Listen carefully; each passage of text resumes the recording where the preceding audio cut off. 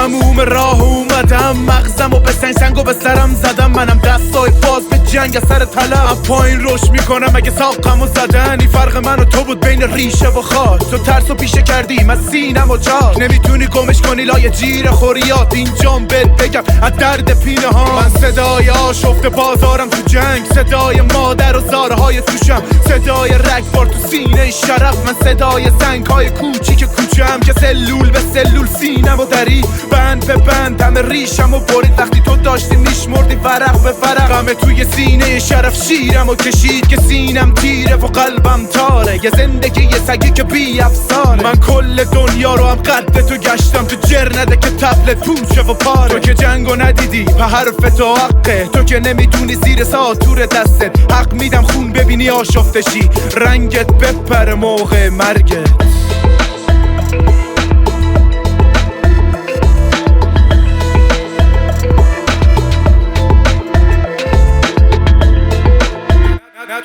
نه توی جنگم نه صلح دیرینه دارم، نه دنبال اینم که چی میشه کارم. این دفعه با چشای بازت بخواب، میبینی بیشتر تو پیشینه دارم. این کتاب نوشتم تا صفحه بعد، از لجن خارای پیر این شهر که زیر پوست زخمیش پیرش خوابه. یه آسمون سیاه هم بیگهواره که خط به خطش خون چکیدم، فصل به فصلش رو دوره دیدم. مگه عاقل بودی که جمع نمیبستی؟ من همون ریه ایم که تیر کشیدم. امثال تو ته دنیا قوته ورن، ما کشیدیم بالا بدون فرجه. فقط یادت باشه این سهم تو نیست، این دنیایی که پی نونه فقط نیست. حقیقت منو تو دست احدی، تا جایی که جات نمیره نباش فکر بغلی. بزا سیاه بشه بند به بند وجود، ولی نظر بگم بهت نداری آزادی عملی. منی که ته دستم فقط قلمه با ورق، کل زندگی مصوبر و کل خالی زدم. همه عمرم گذشته زیر نوک سیاه شش کردم، گفتن سر کاری همه. من بیرون بودم کسی نگفت بمون، من عاشق بودم کسی نگفت بخون. من موندم شکستم تو نمون نخون، من اینطوریم تو اینطور نمون.